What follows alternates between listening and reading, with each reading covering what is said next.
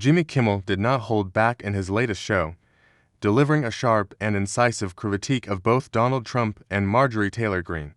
Kimmel's commentary, rich with wit and humor, exposed the absurdities of both figures, leaving nothing to the imagination. From Trump's nonsensical ramblings to Greene's outlandish conspiracies, Kimmel's takedown was a masterclass in comedic commentary, highlighting the chaos and hilarity of contemporary politics. Kimmel's show took a deeper dive into Trump's behavior following his recent legal troubles. While most individuals facing such scrutiny might lay low, Trump chose to attend a UFC fight, staying out until the early hours instead of returning home to face his wife, Melania. Trump spent most of the weekend at his golf club in New Jersey before finally heading back to Florida. Kimmel humorously noted, "It's good to see him out crossing state lines while he still can," pointing out the absurdity of Trump's actions. The comedian's humor underscored a deeper truth about Trump's penchant for escapism. Instead of confronting the messes he creates head-on, Trump often seeks distractions. This was further highlighted in Kimmel's commentary on Trump's interview with Fox News. Trump complained about the impact of his legal battles on his family, particularly Melania, who has to listen to his grievances constantly. Kimmel imagined Melania repeatedly reading her prenuptial agreement, waiting for the moment she could escape. He quipped, "Pretty sure the only thing she reads is her prenup over and over again." Kimmel's critique extended to Trump's tendency to play the victim, twisting narratives to paint himself as the wrong party while sidestepping responsibility. This pattern was evident when Trump discussed declassifying sensitive files. He quickly affirmed his willingness to declassify files related to JFK and 9/11s, but hesitated when asked about the Epstein files. Kimmel pounced on this selective transparency, pointing out Trump's past associations with Jeffrey Epstein and Ghislaine Maxwell. Trump's take on climate change provided another opportunity for Kimmel to highlight his ignorance. Trump claimed that rising sea levels would result in more beachfront property, a gross oversimplification of a complex issue. Kimmel used a bathtub analogy to debunk this notion humorously. "Think about when you're in the tub with your gelatinous belly bobbing up out of the water," Kimmel explained, "and then the water starts getting cold, and you scream at your butler to add more hot water. Does your belly island get bigger or smaller? Smaller is the answer." This humorous analogy underscored the dangerous reality of Trump's misinformation. His lack of understanding on crucial issues like climate change is not just amusing but alarming. Kimmel's commentary serves as a reminder of the potential consequences of such ignorance, particularly when held by someone with significant influence. In one of the more alarming segments, Trump hinted at potential unrest if he were to be confined. "I don't know that the public would stand for it," he said, suggesting that any attempt at house arrest would be met with resistance. Kimmel's response was a sobering reflection on the potential fallout of Trump's provocations, especially considering the damage caused on January 6th. Trump's rhetoric, painting the rioters as hostages and heroes, remains a serious concern. Kimmel's show also featured a darkly humorous anecdote about a Trump-themed RV crashing on Staten Island. The RV, covered in Trump campaign posters, was totaled when it crashed into a utility pole. Kimmel used this incident as a metaphor for Trump's political journey, flashy and attention-grabbing but ultimately doomed to fail in spectacular fashion. Additionally, Kimmel addressed Trump's inconsistent stance on the "lock her up" chant. During his 2016 campaign, Trump frequently encouraged chants to imprison Hillary Clinton. However, he later walked back these statements, claiming they were merely slogans used to excite his base. Kimmel pointed out the hypocrisy and inconsistency in Trump's rhetoric, highlighting how he manipulates narratives to suit his needs. Kimmel's show wasn't just about Trump. Marjorie Taylor Greene also came under fire. Known for her conspiracy theories and inflammatory statements, Greene provided ample material for Kimmel's sharp wit. He exposed her absurd claims and outlandish behavior, showcasing the surreal nature of her political persona.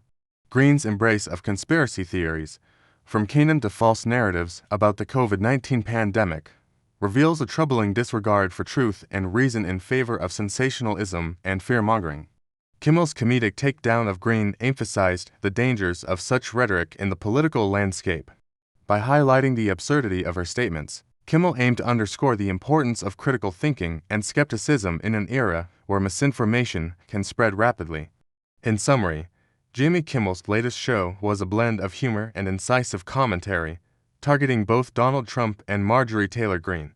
Through his razor-sharp wit, Kimmel exposed the absurdities and hypocrisies of these political figures, providing a critical examination of their actions and statements. His humorous yet poignant critiques serve as a reminder of the importance of accountability, truth, and reason in the face of political chaos and misinformation. Kimmel's show is not just entertainment, it is a call to recognize and challenge the absurdities that have come to define much of contemporary political discourse. Hillary Clinton, you famously led chants of "lock her up" during your campaign. Yet, as president, you chose not to pursue any action against her. Trump now states, "I beat her, it's easier when you win," and they all said lock her up. I could have done it, but I felt it would have been a terrible thing. Despite video evidence of him leading these chants, Trump now denies ever calling for Clinton's imprisonment. He says, "It happened to me, and so I may feel differently about it. I can't tell you. I'm not sure I can answer the question.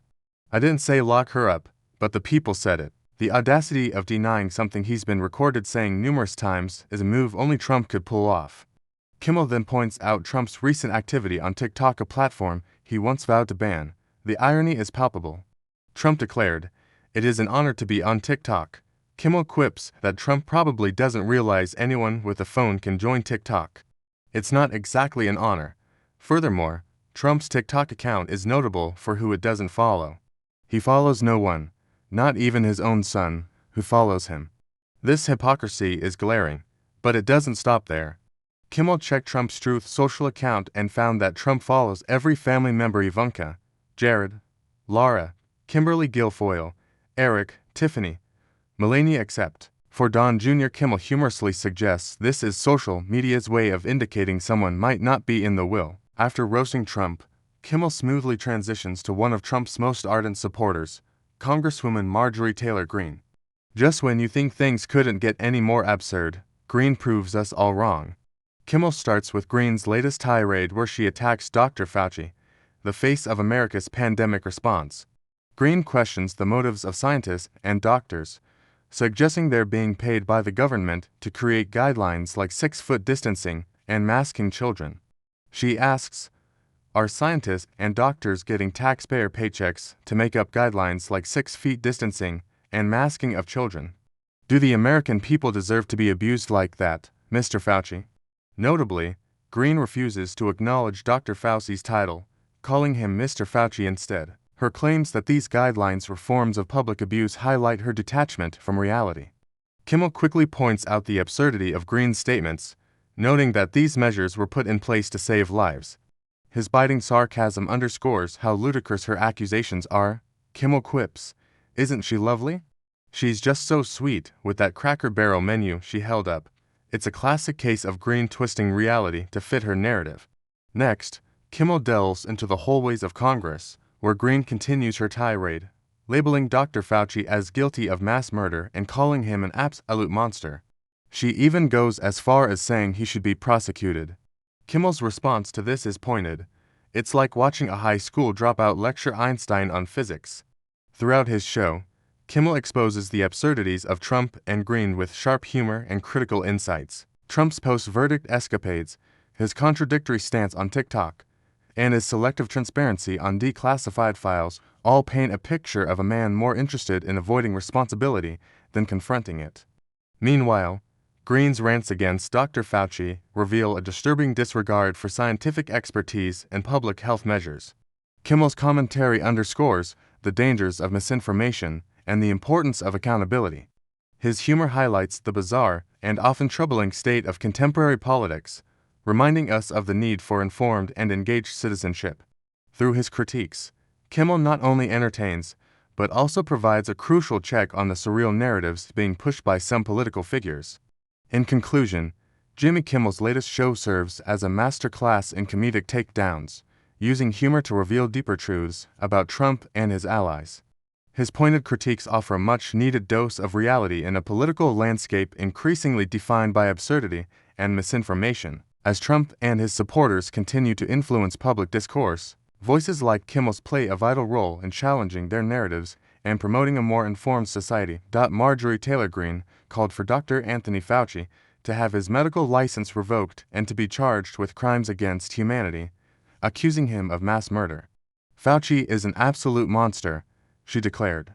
The mix of disbelief and amusement in response to Greene's statements is palpable, as if she's competing to make the most outrageous, unfounded accusations and winning by a mile. The level of hyperbole is astounding, and Jimmy Kimmel knows just how to handle it with a raised eyebrow and a smirk. Quipping about the gazpacho police who voted for her, Kimmel's incredulity mirrors our own as we watch Greene unravel on national television.